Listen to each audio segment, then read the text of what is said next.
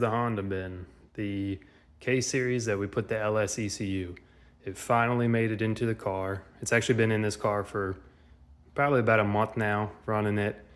We actually got to go with a race about 4 or 5 days ago with it. Engine did phenomenal. A lot of people were doubting it. They said it was the worst thing on planet Earth. You can't put a LS ECU on it. You're gonna kill all the power. You're not gonna be able to have any kind of performance. So I can tell you that's a lie.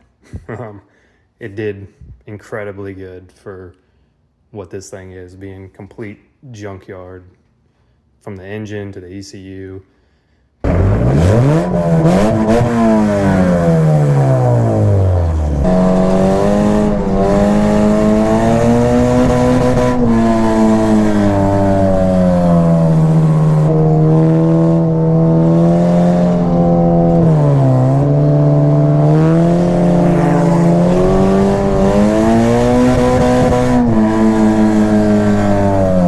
Performance-wise, amazing.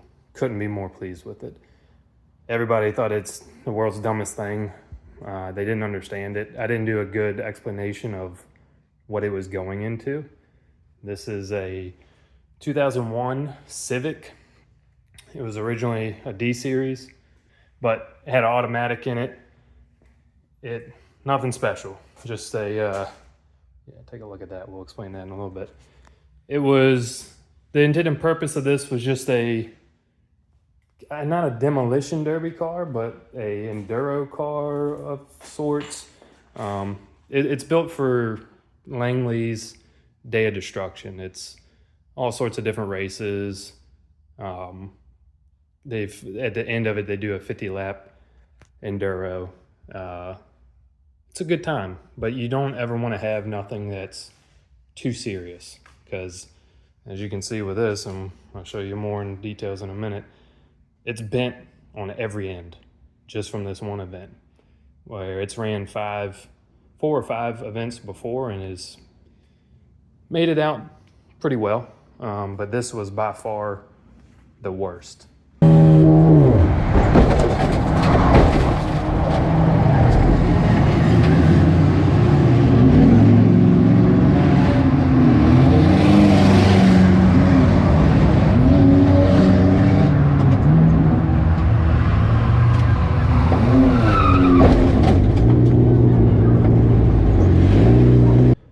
Got to do a little bit of tuning on it before we left. It could use some more, but overall, thing works great. I don't know what kind of power it's putting out, but for everybody that was saying, oh, you just cut its nuts off, it's not gonna have any power, that was worthless. You should have just kept the D series in it. It's completely wrong. Like, I'm not gonna say it runs as well as the correct way of doing it, if you want to say correct, but I'm amazed. I think everybody's been amazed with what it is for the almost zero money in it compared to doing it the correct way. Give you a quick overview of the car. It's got the K series. The 09 TSX is what they came out of. It's got a 2004 Accord manual transmission. Also has the Accord shifter cables and shifter all at the junkyard flywheel and clutch. Suspension wise, it's still stock Civic on this side, 4-lug. It's got I think those are Cobalt, Chevy Cobalt wheels. I think, I'm not sure. Whatever Chevy had that's 4-lug, 15-inch, 4-on-100. Over here, 5-lug, yeah, a little bit different, with Ford Ranger wheels or Explorer, also out the junkyard. The reason it's 5-lug, I'll pull the wheels off, I'll climb under and show you, but there's a reason. Keep in mind, it's because all these parts are found out of the junkyard. The only new part for this whole swap that I had to buy was a passenger side axle, and I'll explain in a minute. Let me get this wheel off. Okay, I may have lied a little bit. It does have a new rotor. So new rotor, new axle, only new pieces, everything else is at the junkyard. Now, the axle that this thing has in it is a RSX Type S axle. And you can see it's not in line. It's bent. The strut is not straight, and neither is the lower control arm. Now, you might be thinking, oh, hey, you know, Type S RSX axle in one of these is pretty common. Like if you have a 36 millimeter hub, it's run-of-the-mill stuff. Well, yeah, I do have that. But the reason why this one's different is because if you look in here, and it's kind of hard to tell because I'm not all the way up in there, but this has a long jack shaft, half shaft, whatever you want to call it in. It's not the short one that would normally be on RSX. You might wonder why, like, hey, you shouldn't put the long one in there, put the short one in there. Well, I would have, but there was no short ones in the junkyard. The half shaft that's in this is the same one that came stock with the Accord transmission. So you're thinking, hey, the long doesn't work with the short. How's it all in there? Well, this is actually a Element lower control arm. It shoved this out a little bit further, which was okay because it gave the camber in the right side that we wanted anyways. All I had to do was just slot the bolt holes down there some, make them bigger, and bolt it on. This is a Civic strut with a Element lower control arm, hub, the RSX type axle, the brakes, that's a RSX rotor, and caliper bracket. Those were all in the junkyard, stock Civic caliper. That's how I was able to get away with just buying a new axle and not having to source a half shaft because I already had the long one and we were able to make it work. But as you can see, everything's bent from when we got hit this weekend. That's why this side's 5 lug, the other side's 4 lug. In the rear though, because it shoved the right front so far out, especially with the Ranger wheels, it looked really dumb having the 4 lug back here with a stock wheel. So this is all just stock RSX rear out of the junkyard. And that's the sole reason, just so I could have 5 lug on this side so the wheels would match and it didn't, the offsets didn't look crazy. The right front still sticks out about 1 inch overall further than the rear, but this thing is so beat up body wise, most people would never even know that, and it doesn't make any difference. Damage wise on the left rear, when we got hit, you can see it broke the whole spindle. Broke the spindle, broke the spindle, bent the arm. The strut, it's not bent from what I can tell, but where it bolts in to the frame back here, it is bent up there, the body is. It's just something that's gonna live with it. We'll put a new spindle on it, leave it over here, let it be. Still drums. This is the only side that still has a drum brake. Everything else is disc. Left front, stock RSX axle out the junkyard, still 32 millimeter over here. This strut, it's hard to tell, but this strut's actually bent as well. That was bent prior. I did have to put a new lower control arm while we were at the track, so we could still at least go out there and try just for 6 laps later. The other side got bent. But yeah, the whole theme of it, keep it cheap, keep it all out the junkyard. And by doing so, just had to buy 1 axle. And the more I thought about it, I'm not sure I really needed to buy this axle because I already had the RSX one out of the junkyard, and I also had the Element. So I haven't tried it yet, but what I'm gonna try and do is separate the two axles and see if I can put a 36 millimeter in on the factory RSX. It might be different sizes, so it might not work, but it's worth a shot. So, but that's suspension wise bent. Broke a motor mount. This motor mount also came off of a RSX in a junkyard. I cut the whole strut tower out, drilled the spot welds off of the mount, welded it in, worked great. That's a CRV, I think, post mount, I think. Same with the one that's on the engine. You got to keep in mind this is a 09 24 Z3, so that one of the bolts actually didn't work in that mount, if I remember right. I don't know. Everything's wrong for it. Just like that used to have a really tall stud and it wouldn't clear the idler. So what we did was we cut it off, tapered it, and that's actually a Volkswagen lug bolt, I guess is what they call it, lug stud. Whatever Volkswagen calls them, because you know they don't have lug nuts. Lug bolts is what it technically is. I'm sorry. All the Volkswagen haters can get mad about that.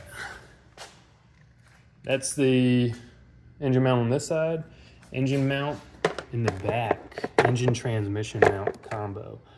I don't remember what that bracket came off of. It either came off of the TSX that the engine came out of with the automatic, or it came off of the Accord with the manual trans, the aluminum bracket, I mean. The motor mounts themselves, that's small block Chevy stuff, which is awesome because this thing Chevy powered. Not really, but we like to say it is. And you can see there too, all the rubber is shoved to the right. Same with why this one's broke out. When it got hit in the right front,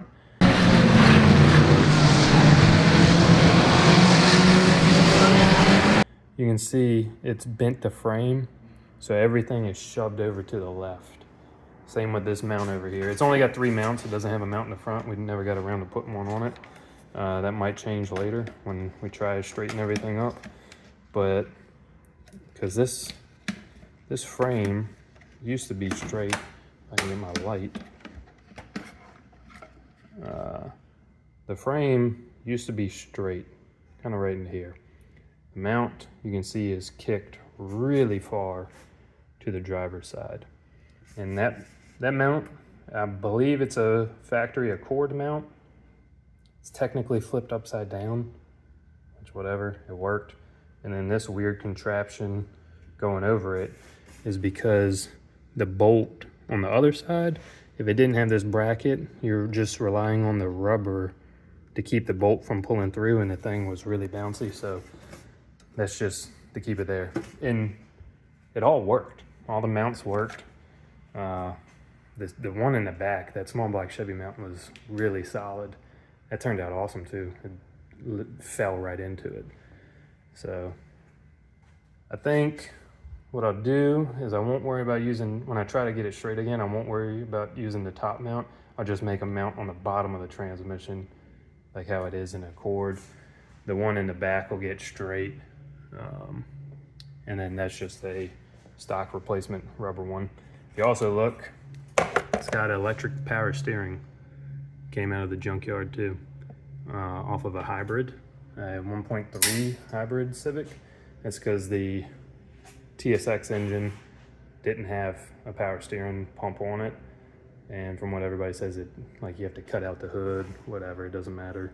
It didn't have it on it. Instead of trying to adapt it, it was just cost-wise, it was the same as getting the electric rack. And that rack works really good. You can see that's the brains for the electric steering, because it still has, the LS ECU, and it still has the stock Civic ECU. And the reason for that was so I could still use the stock gauges, and those work. The only thing that doesn't is the speedometer, which doesn't matter, but let's see, I'll turn it on here. They always light up The fuel gauge works. It really does have a full tank of fuel. Coolant temp does work.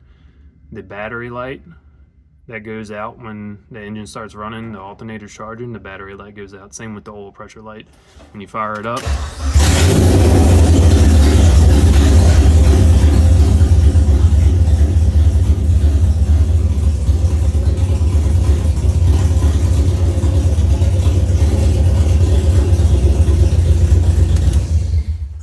it all works.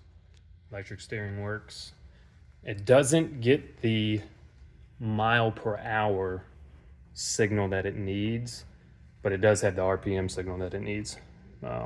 If I recall correctly, the mile per hour, all that does is adjust the speed of it, I guess is how you would want to call it. As you're going faster, you need less steering input so you don't wreck. I think that's all it does. It, for what this is, does not matter. The only other crazy thing that's been done to it, it does have a S10 radiator in it, electric fan. The fan's controlled by the LS ECU. Everything on the car is controlled by the LS ECU. The only thing the Honda gets is a RPM signal from the engine, and that's it. It doesn't do anything else. It has 2 coolant temp sensors in it, one for the LS, one for the Honda. It's got 2 oil pressure, which you can't see, but they're back there. It's got 2 oil pressure, one for the Honda, one for the LS. The LS controls the fuel pump, which if you see, it's got an external regulator on it. The reason for that is I don't know what the Honda should be rated for pressure-wise, but it has the regulator in the tank, and we could never get it to build more than 35 pounds of fuel pressure. Don't know why. So we took the pump out, and where the regulator bypasses inside the tank, we took the hose off, shoved a bolt in it, and we're just sending all the fuel pressure up front and regulating it that away, and it worked good. That's really about it. It's a really, really cheap car, but it was super fun putting together, all because of stuff that we already had or stuff that came out the junkyard, which is cool. It's a really fun way of keeping it cheap, keeping it, I don't know. It's what I like. So we're gonna get the front end put back together with junkyard parts. Same with the left rear.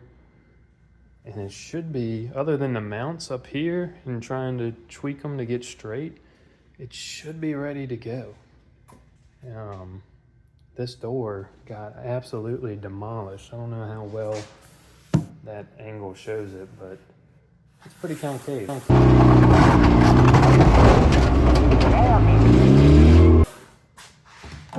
And quite incredible, it still shuts.